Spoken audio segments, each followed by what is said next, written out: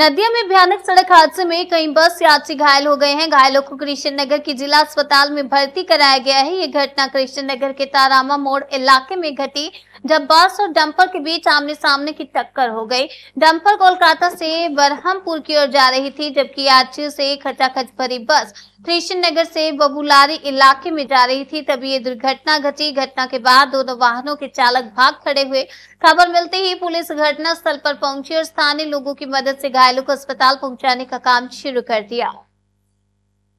আপনার নাম? গণেশ সাহেব। কি হয়েছিল ঘটনাটা এখানে? বাসটা ওই পাশ দিয়ে লং সাইড দিয়ে আসছিল। আচ্ছা, ডাম্পার ডামের সাইড দিয়ে আসছে। ডাম্পার বহুত জোরে ব্রেক মেরে করছে, বাঁচাতে গিয়েও পারলো না বাইরে। ও পুরো ডাম্পার যখন স্পট হয়ে গেল, ও তখন মাথাটা দিয়ে কাটিয়ে দিল।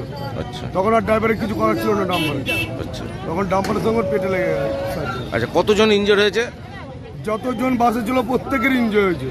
তার মধ্যে একজনের পা পুরো ভেঙে গুড়িয়ে দিচ্ছে, যে সামনে বসছিল। আনুমানিক কতজন ছিল বাসে? বাসে তাও অনুমানে গোটা 20 জন। আচ্ছা, এই বাসটা কোথা থেকে কোথায় যাচ্ছিল? এটা বাবলারি বাস, কৃষ্ণনগর বাস স্ট্যান্ড থেকে আসছিল। এই জায়গাটার নাম কি?